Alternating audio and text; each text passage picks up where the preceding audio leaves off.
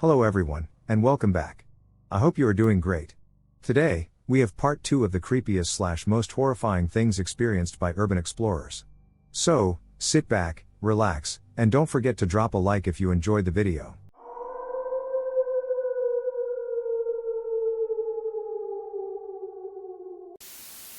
There was an asylum called Eloise in Michigan that served as a popular exploration site for teenagers in the 80s. It has been torn down and renovated since then, but during that period, it provided a real adrenaline rush. The crumbling building spanned several floors, with holes in the floors, old hospital beds, equipment, patient records, leaky pipes, and more. In one area, a significant fungal bloom thrived due to the leaking pipes, creating a constant ambient noise even though we never encountered any other living beings. The creepiest moment occurred when we followed a short underground tunnel leading to a set of ominous doors. These doors were actively lit and monitored by a security camera. At the time, we had no clue about its purpose, and looking back, it was probably something mundane. However, in those days, it seemed mysterious, sparking thoughts of conspiracy. I didn't know about Umbrella Corp back then, but that's the best comparison nowadays. These days, I would document the entire experience on video using powerful LED flashlights. However, during that time, we only had subpar flashlights and no cameras or phones. If issues arose, finding a pay phone was the go-to solution. A few friends and I, back in our teens, engaged in urban exploration. Around 10 to 12 years ago, the local council initiated a major development in the city center, uncovering the foundations of medieval buildings and walls. They were transforming an old priory into upscale shops and restaurants, and we were eager to explore it before completion. However, we couldn't find an easy entry, so one night, the four of us climbed the scaffolding and descended about 7 feet from the top of the wall into the priory's top floor. We explored the expansive space for about an hour, 3 or 4 floors with numerous nooks and crannies. We heard some eerie noises like creaks, shuffles, and possible footsteps, but we attributed them to the age of the building. As we wrapped up our exploration, we faced a challenge leaving because we had descended directly into the top floor. To exit, we boosted one friend up through the skylight, the same way we entered, creating a chain to help each other climb out. When it was my turn, I urged my friend Sam, who was still on the other side of the room, to hurry. As I reached up to grab his hand, I noticed that all 3 of my friends, including Sam, were already on the roof. Glancing back to my left, I saw another person standing about 20 meters away. Panic set in, and I was terrified. My friends quickly pulled me onto the roof, and I was in a state of shock, flailing and panicking. One of my friends bravely stuck his head back under the tarpaulin and confirmed the presence of another person. The realization that someone had been there the entire time haunted me, and I experienced nightmares for days afterward. I was vacationing in Sri Lanka, and a bit farther along the beach from my hotel, there was a burnt-out hotel. After a few days, curiosity got the better of me, prompting me to take a walk with my camera. The moment I left the hotel grounds, a local approached me, offering to sell me weed. I inquired about the abandoned hotel, and he offered to show it to me. Apparently, it was the site of a government crackdown on the Tamil Tigers in the 1980s, involving gunfire and grenades. He guided me through a gap in the metal perimeter and joined me inside. Immediately, I encountered about 10 individuals squatting there. The hotel was indeed pockmarked with holes, likely from bullets, and showed signs of fire damage. Additionally, the elevator control room was teeming with black birds, as my guide explained. Not actual black birds, but bats, lots of bats. After taking some pictures, I quickly left after compensating them to depart. My friends and I had been exploring an abandoned ceramic factory. This place is absolutely massive and completely dark inside. There are a lot of things in there that could potentially hurt you or kill you.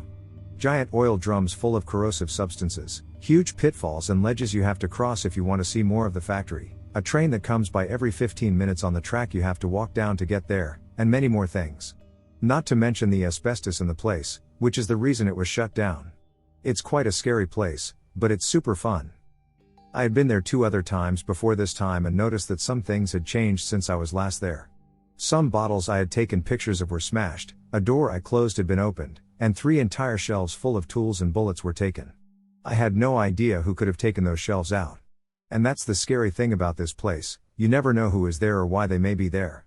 They could be normal explorers such as ourselves, homeless people, thieves, or drug cartels. That same night, my friends and I decided to spend the night in hammocks we suspended from the top of the 300-foot silos. It was one of the scariest nights of my life. I was always worried the very rusty rail I had my hammock on was going to snap, or that the rusty staircase you have to take up there would break. I was also super scared of who might come up to the silos while we were sleeping. I slept clutching my knife the entire night. There wasn't much sleep, however, because the train comes by every 15 minutes and is super loud. Long story short, it was one of the scariest nights ever. I love the factory more than anything, and it is an awesome place to explore. Unfortunately, I can't go back anymore because I know about 7 people who got arrested there and charged with armed robbery for taking a toilet with them. So I haven't been back. The 404 house. Please indulge me for a couple minutes of your time. It's a slow build-up to the most disgusting place I've ever been. Online, if a web page has been lost or such, you get a 404 error.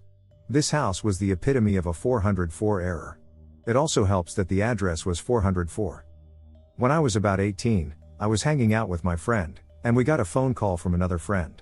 Apparently, a house near the junior high we went to was being condemned, and we thought it would be fun to explore. We got there around 6 p.m. and walked in. The first thing you notice walking through the front door is the smell, followed by the wallpaper. It smelled like a mixture of shit and vomit, which brought up bile from my stomach. The next was the wallpaper, which was lime green on some walls and neon pink on others. Those were the only 2 colors of walls in the entire house. However, due to the age of the house, the colors had faded and turned more into baby poop green and a moldy pinkish color. Walking into the house, the living room was first. A big screen was set by the wall, which had been smashed by what looked like a baseball bat. That wasn't so weird, but it was definitely a waste of money. The furniture in the room was demolished. A chair was completely ripped up, and a couch that had been a love seat was literally chopped in 2. It looked like someone took a chainsaw to the middle of it. Cushioning was coming out of it, etc. After this, it got way too weird. The bathroom door was closed. As soon as we opened it, my friend started throwing up. I had to go outside due to the stench. When I got back inside, my friends had left the bathroom and told me to go look for myself. I had to turn on a flashlight since the lights were out, but in the bathtub was blood. Old, crusted, but definitely bloody. It instantly made me think that someone had killed themselves in that tub. I was horrified and lightheaded very quickly. Then I checked the sink, it was clogged, and the water that was there was dark brown and smelled foul. I was about to leave this bathroom because I was starting to think someone died in here. However, my friend told me to lift up the toilet seat. Sadly, I did. What I saw was a toilet bowl filled with shit and a dead rat on top. I can only imagine that somehow the rat climbed into the bowl of shit and the top closed on it. I quickly ran out of the bathroom and found my friends in the bedroom. It turned out to not be so much of a bedroom but more of a sex dungeon. There was an old bed frame and mattress. We moved those aside and found anal beads, handcuffs, porn DVDs, a whipping rod, a ball gag, etc. We opened the closet in the room and found literally over 50 used condoms just sitting on the floor. That was all that was in the closet. I was over this place. We found a basement, but it was too dark and there was no light in there.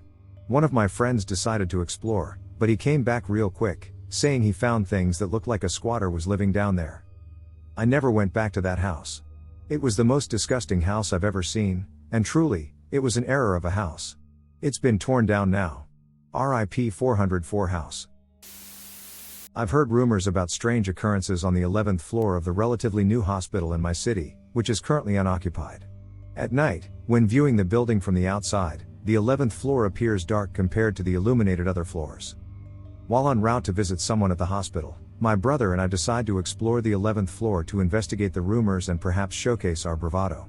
The elevator doors open to a dim hallway around 6 p.m., with the only light emanating from light wells and windows at the end of the long, vacant corridor. Walking along the dusty hallway, passing doors to hospital rooms, we reach the nurse's station, covered in construction dust and unused materials. I notice a peculiar movement on the counter from the corner of my eye, resembling a sliding head. Although there's nothing there, my brother and I share a glance, dismissing it with a laugh. Slightly uneasy, we continue down the silent hall, playfully creating eerie sounds to ease the tension. Reaching the window at the end of the hall, we decide to head back. Before leaving, I attempt humor by knocking on one of the doors, producing nervous laughter. As we take a few steps, we hear a sound emanating from the door I knocked on. It's like someone is jiggling the doorknob from inside the room. Hastening our pace, we sprint back to the elevators, abandoning the idea and opting for the ramps to access an active floor. As we reach the 10th floor, we slow down, pretending to casually stroll by, laughing at ourselves, each other, and the fear we experienced on the 11th floor. When I was around 10 years old, my brother, a friend, and I discovered an abandoned barn in a junkyard. It was secluded, and despite our naivety, we decided to explore it. The layout included a sizable initial room, leading to a hallway with rooms branching off. Some rooms had doors to the outside. Upon entering the large room, we debated whether to explore the hallway or enter the rooms from outside. Opting for the latter, we left the large room and tried to break in through one of the doors connected to the rooms by throwing rocks, unsuccessfully. Suddenly, a creepy man emerged from the large room, clad in old clothing, a stranger to us in our small town. Thankfully, we heeded his warnings to leave. To this day, I'm relieved we didn't venture down the hallway, as the man was in one of those rooms engaged in dubious activities. I can only speculate about what was occurring, whether drugs or something worse. Adding to the unsettling experience, the fire department later set the barn ablaze, suggesting something awful had transpired within those walls. There used to be an old mental asylum in my city that has unfortunately been mostly torn down. Like many mental asylums, it had tunnels for transporting patients between buildings. We found an entrance that wasn't entirely sealed and used these tunnels to reach the boiler/heating building. The strange part began in the basement of the heating building. Going down another floor, we encountered knee-high water. Further into the basement, we discovered a large metal door resembling those on the back of shipping trucks, but bigger and operated with a chain.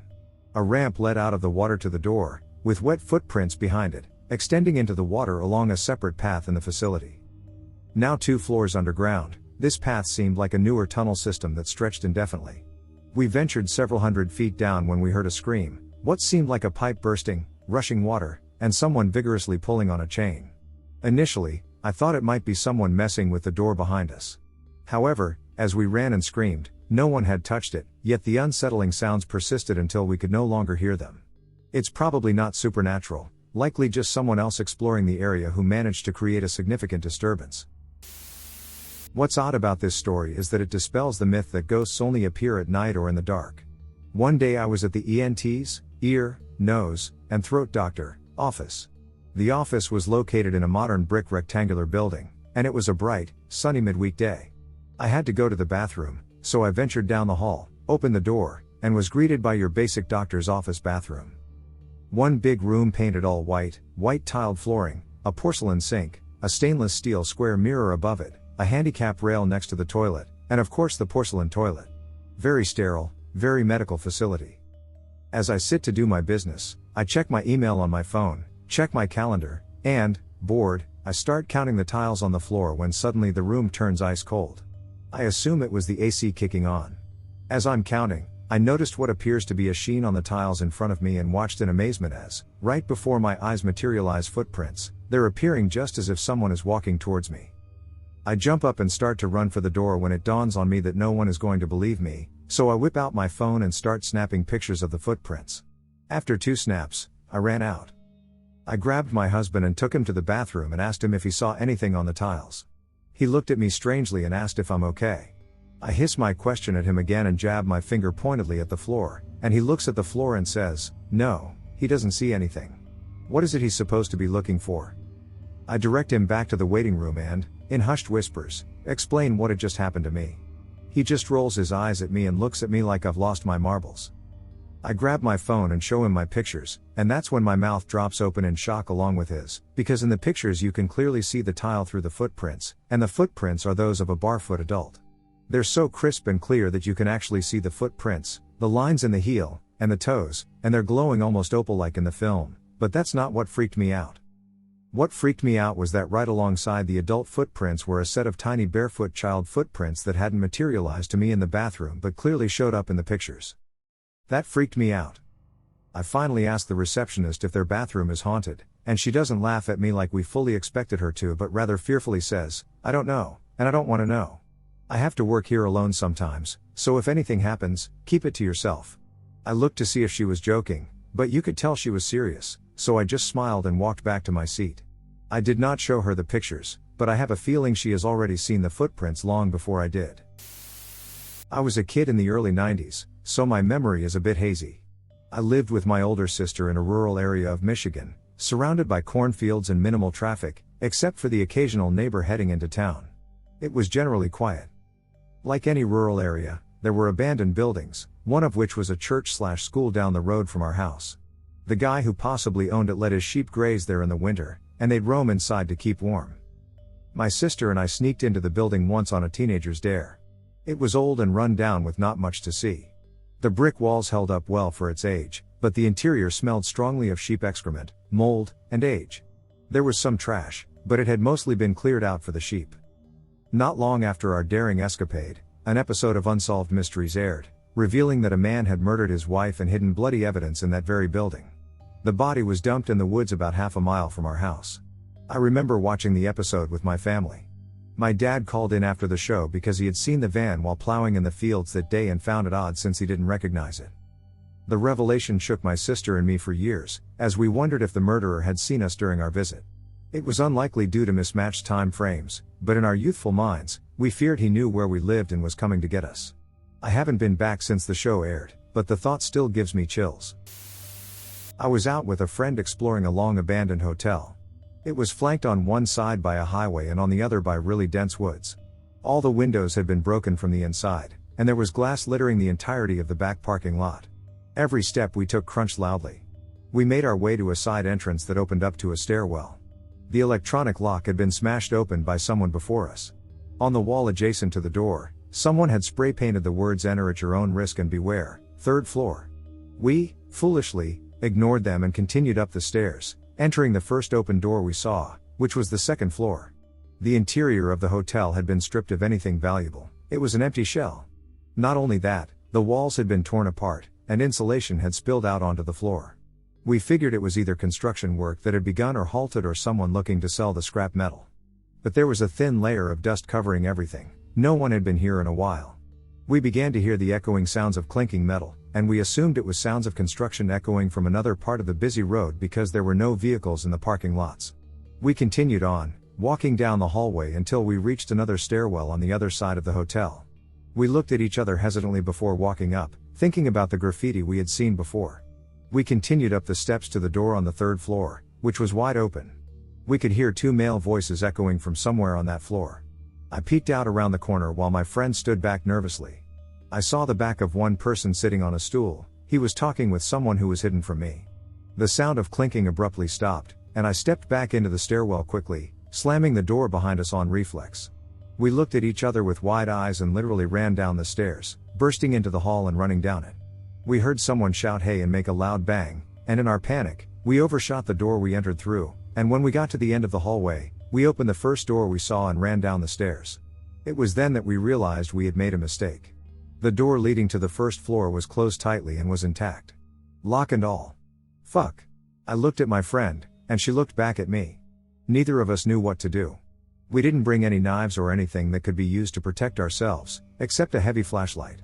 We both held our breath as we heard footsteps in the hallway above us and muffled inaudible voices. We were scared. We didn't know who these people were, if they were tweakers, homeless people, or the police. After what seemed like 10 minutes, the footsteps left. Holding my friend's hand, we both went up the steps at the same time. Opening the door, I stepped out, looking around nervously, before gesturing to my friend that the coast was clear. Closing the door was painstaking. There was no handle, only a jagged hole where the handle used to be. We closed it slowly, hyperconscious of any noise we made. The people thought we left. We didn't want to alert them to our presence. Once it was closed, we booked it out of there, and we left through the back parking lot where we entered. The sounds of voices echoed loudly. On the parking lot while we hurriedly walked to the wide open gate, the only entrance to the otherwise entirely fenced-in property. Only once we were far away from the hotel did our hearts stop pounding. It was a terrifying experience for us at the time, especially since we didn't see any signs of life when we walked up. It led us to wonder if they saw us enter through the gate and were lying in wait silently. I never went back to that hotel. This wasn't exactly urban since we were in the middle of the Adirondack woods, but the term still fits. We ventured deep into the woods after hearing about an abandoned house. A group of us, packed into 2 cars, drove about 10 minutes off the main road to reach this old, abandoned house. Upon exploration, it seemed like a typical teenage hangout spot with graffiti, old beer cans, and a fire pit, interesting but nothing extraordinary. However, one of the kids claimed this wasn't the right house and insisted we continue up the road. As we progressed, the road became more enclosed by the woods, transitioning from gravel to dirt. After covering a few miles, we found ourselves in a remote clearing, contemplating whether to proceed. While discussing, I glanced up and noticed distant lights approaching. Though the car was still far away and probably hadn't spotted us yet, the woods allowed us to see it from a distance. In a panic, we hurriedly piled back into the car. Unfortunately, finding no space to turn around, we reversed for a few miles down the dirt road. Eventually, we reached the gravel road, turned around, and sped away. Despite our efforts, the car caught up, chasing us while honking its horn and flashing its lights. It was a terrifying experience, even though, in hindsight, it was likely another group doing the same thing we were. On a separate occasion in the same area, we frequented an old abandoned house. Exploring it revealed relics from the early 90s, old kitchen items, and furniture. Decked out with flashlights, we ventured into the bedroom where we discovered a new industrial-sized roll of plastic wrap in the closet. Suddenly, a constant hissing sound emanated from somewhere in the walls. Although it resembled a snake, there were no dangerous snakes in the Northeast. Coupled with the plastic wrap discovery, we hastily exited the premises. The purpose of the plastic wrap remained unclear, whether it was someone trying to clean up the place, a serial killer's attempt at mummifying bodies, or something else entirely. The source of the hissing also remained a mystery, possibly an animal like a possum or raccoon, loose sand, or some gas. Regardless, the combination of these elements was undeniably terrifying. This was definitely a rural story, but still. I grew up in northern Wisconsin. There are lots of farms, lots of trees, and lots of lakes. Summers were spent exploring the woods and going for lots of long bike rides. About 2 miles from my house was this place that never seemed to have anyone around it. I would have been about 12 years old. So, maybe 1990-ish, this takes place. My friend and I had started to explore abandoned cabins. And by explore, I mean light breaking and entering. I never stole anything, but I was always curious and wanted to see. This one place we had scoped out never had any people in it. There were outbuildings, a small cabin-like place, and several stacks of wood, but never any cars. After going by about a dozen times, we decided to finally go for it. We pulled our bikes to the side of the property, which was bordered by a cornfield, leaned our bikes against a wood pile, and started to walk around. We weren't there too long when a car pulled up, and we both had to hide. We dove down behind another wood pile, and the old dude got out and went inside. We bolted for our bikes and were out near the road before we heard him yell at us. Never ridden faster. I went the opposite way from home and hid in a cornfield for a bite before looping back around and going home. I had never been more terrified in my life. I got home and never gave more than a passing thought about it. Flash forward to 1997 to 1998. I'm in school in Minneapolis, and there's this local story of a postal worker who kills someone, or did he kill a postal worker? I honestly can't remember. He buries the body in my hometown. They show the footage of the place on TV, and I just about pissed off my pants. It's the same one that we were almost caught breaking into as kids. I visited family in Kansas, and we decided to spend the day at a large local park. In the middle of the park, there was a sizable pond with a small island connected by 2 bridges. Both bridges had 2 chain link gates extending over the water. I managed to cling to the chain link, maneuver over the water, and return to the island. The island seemed to have served as a summer camp in the past but had now become a storage space for old items. One bridge had a gatehouse tunnel filled with insulation draped in plastic, while the other was a simple pathway. There were dilapidated buildings resembling plywood shacks, along with small footpaths through the brush. I observed old flexible letter signs, some plaster faux rock set pieces, whose purpose remained unclear, and broken canoes. I avoided entering the deteriorated buildings, resembling plywood shacks, as they were in poor condition. Peering inside, I found them filled with more broken items. Wandering around the island, I noticed it was overgrown with weeds and bushes, but there were still clear footpaths to follow. In a clearing at the island's center, I discovered the remains of an old campfire and a stack of bleached bones about 2 feet high, apparently cow or deer hip bones, all sliced in half with a bandsaw and piled up. I grabbed one and swiftly left the area. A couple places in one night. These were both right next to or on the outskirts of residential areas and a main road, so it wasn't in the middle of nowhere or anything. The first place we went was an abandoned church. It wasn't very big. It had an upper level that was used as the sanctuary and had an entrance. It was built on the side of a small hill. And then a lower level that had bathrooms, closets, and offices. The upper level didn't have much to offer. We were snooping around when we heard a trickling sound. We turned around and saw one of the guys in our group peeing in the corner. He didn't realize it was a church, so that was kind of funny when he got embarrassed when we told him. The lower level was weird. It had just enough light coming in through a couple windows, where you could kind of see shapes but not much else. It smelled really mildewy, so we waited before going all the way down. We had like 2 flashlights between the 5 and 6 of us, so when one of our flashlights finally came down to the bottom floor, he looked around, and we saw all the doors to different rooms. There was about 2 inches of water covering the floor, stacks of books all the way down the hallway, and more slugs than I've ever seen in my life in one place. The water made us not want to go much further, so we just decided to leave and go across the street to our next place of exploration. It was this abandoned house that was known for being on the market to be sold for forever. No one had bought it yet for good reason, quite the fixer-upper. It was old and run down, had 2 floors, and the lawn was massively overgrown with bushes and trees everywhere. Initially, we thought it was locked based on the one door that we checked, so my friend chucked a rock at one of the windows to get in. We were good kids for the most part. Sort of. Not the same friend that peed in the church, BTW. As he was working on getting in without cutting himself on glass, I found out the entrance on the screened-in front porch didn't even have a door. Just a big piece of particle board with hinges. We walked in the door as our other friend was getting through the window. Yes, he felt like an idiot and did cut his hand a little bit. The house had several big tables set up with a lot of small trinkets on them. It looked like there was a garage sale going on at some point before. I didn't want to touch anything in there, so I went into the kitchen. It's a miracle that we hadn't smelled it up to this point, but I opened up the fridge, and there was spoiled meat in there. The fridge had not been running, so I almost threw up when I smelled it. Some of my friends and I gathered in the kitchen while the others snooped around. One of my friends put his hand on the stove to lean on it. He let out a little yelp, and that's when we noticed that one of the eyes of the stove was glowing red. It had been turned on for God only knows how long.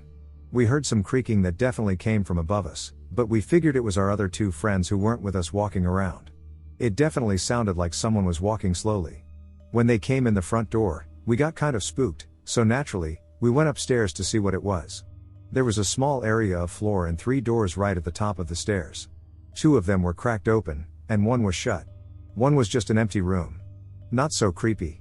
One was locked, no keyhole, so it was either locked and closed or locked from the inside. Pretty creepy.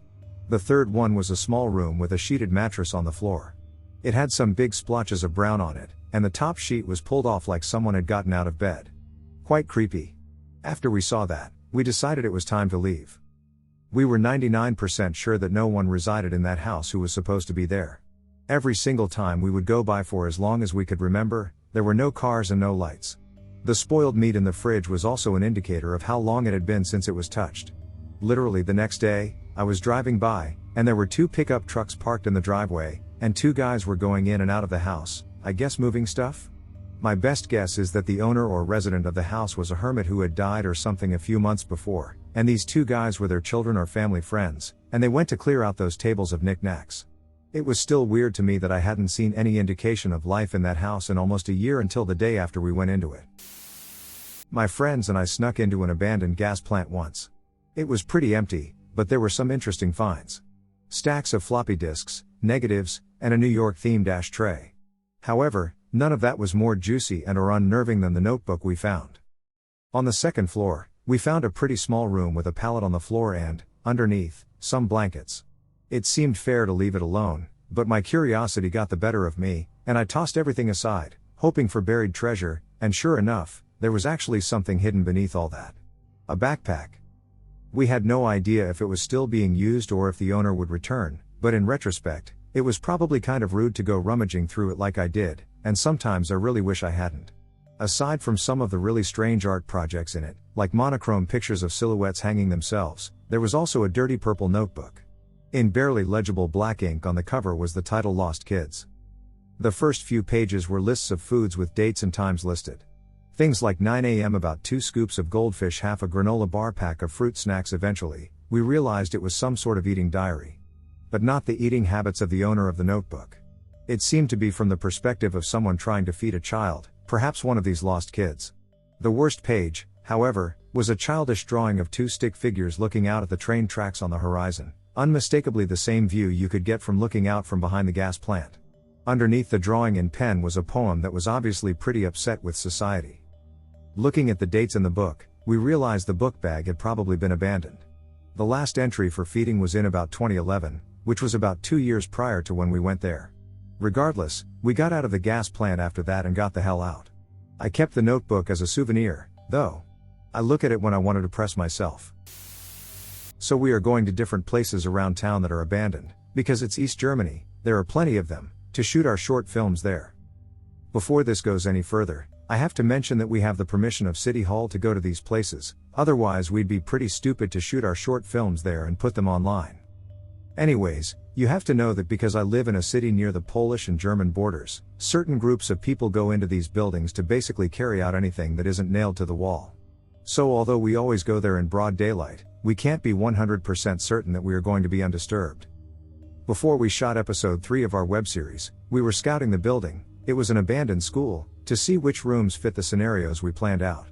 My friend, who works with me on this project and also gets permission from City Hall, was with me, and also because you should never do urban exploration alone, and he had already been to that school beforehand.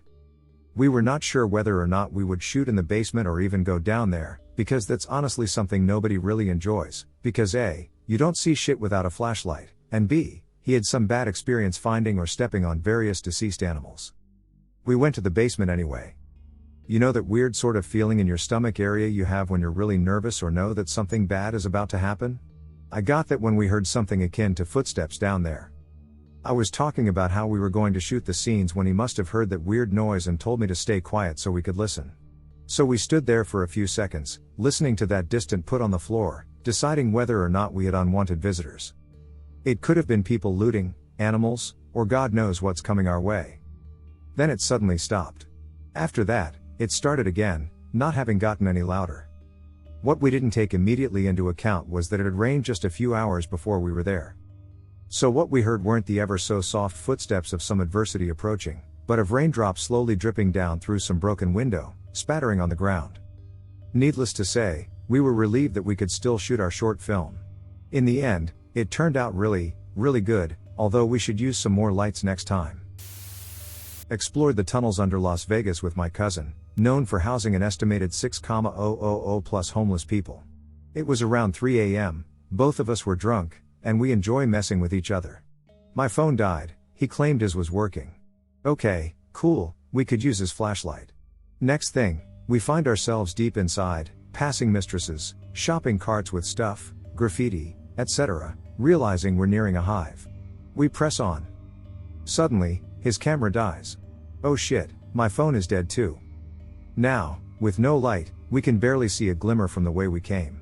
I start hearing creepy scampering, like something crawling on the walls. I say, dude, don't mess around, this is seriously getting messed up.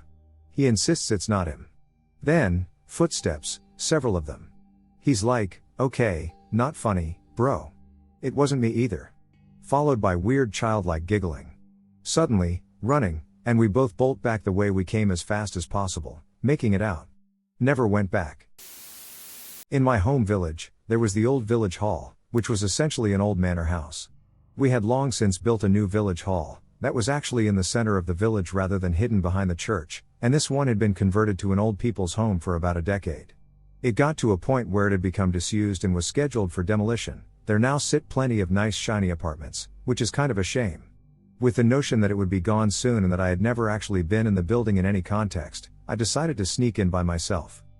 I was 23 at the time and still living with my parents. They were on holiday, so I headed out at 2 a.m. on a Wednesday night. A time when it would be quiet and I was unlikely to be seen or interrupted. I drove down in my car in case I had to make some kind of quick getaway and parked it on the closest residential road. When I got to the manor house, the first obstacle I encountered was a weighted metal fence going around the perimeter of the whole grounds. This was off street level, but trying to climb the chain links produced more noise than I liked, so I ended up squeezing under one that was on uneven ground. I got to the other side and navigated myself over to a broken window. Looking in the room, it was full of rubble and disused stuff. I had brought a torch but was hesitant to use it until I got inside and deep into the building when it couldn't be seen from the outside. This was a full-on trespass, and I was very concerned about getting caught. None of the doors were unlocked, so I had no choice but to pull myself in from the broken window. When I got in, I was in the main hallway. The ceiling above me was broken apart, and I was worried about stepping on nails. It was nice and had an old feel to the whole place. The carpet was damp and looked 1970s, but there wasn't anything left on the walls of interest besides rotting wallpaper. The hallway segued into a corridor that went down the length of the whole building, and I found myself annoyed to see an open door leading outside at the very end of the corridor. The open space behind the door was illuminated by an outside light through the bushes, and I felt a little miffed that I could have gone through that door instead of the window. I remember my last thought at this point being a plan to end my roaming around that door to make for a final exit point. Then someone walked past the door on the other side. Due to the light behind them, I couldn't make out any details. It was just a tall, hunched shadow that was walking just outside the door leading out of the manor house. Their movement was casual. They didn't stop. They showed no sign that they had seen me. They made no noise, and I must have stood there for about 10 seconds, frozen to the spot. I then decided that was enough urban exploration of abandoned old buildings in the middle of the night. I popped back through the window, under the fence, off the ground, back into my car, and was back home to my empty house and in my bed within the next 10 minutes. A couple of years ago, a friend and I dropped acid and explored an abandoned industrial complex, once a distillery, that we knew well from our childhood. While waiting for the effects to kick in, we wandered through the various buildings, admiring the graffiti and vines on the walls. Eventually, we reached the rear of the complex, where all the warehouses concluded. Spotting a trail into the woods, about half a mile down, we discovered the decaying remains of a house, likely for a groundskeeper. Other houses in a similar state dotted the complex, but they were closer to the entrance, surrounded by thick woods. Tripping heavily, we decided to investigate. The collapsed roof made the second floor mostly inaccessible, and the basement revealed a mess with signs of a small fire. Assuming it was a spot for the homeless, we entered the first floor through a window frame, cautiously climbing what was left of the stairs to reach the second floor. Graffiti on the walls hinted at murders and displayed numerous satanic symbols, likely an attempt to spook explorers. Our acid-altered perception made everything eerier. Unable to proceed further on the second floor, we returned downstairs, navigating the near collapse of the floor. Approaching the kitchen and back porch area, we noticed a red pentagram spray-painted on the floor with black, melted candles at each point. Above it hung the skeleton of an animal, probably a deer, with its rib cage spread wide open, skull facing backward, and legs secured to the wall. Bloody handprints adorned the walls, but there was no other blood nearby. In our altered state, we freaked out and hastily left. In a sober mindset, I might have dismissed it as kids being edgy, but under the influence, all I could think about was a looming satanic cult waiting to sacrifice us. Despite numerous trips to the complex, we never returned to that particular house.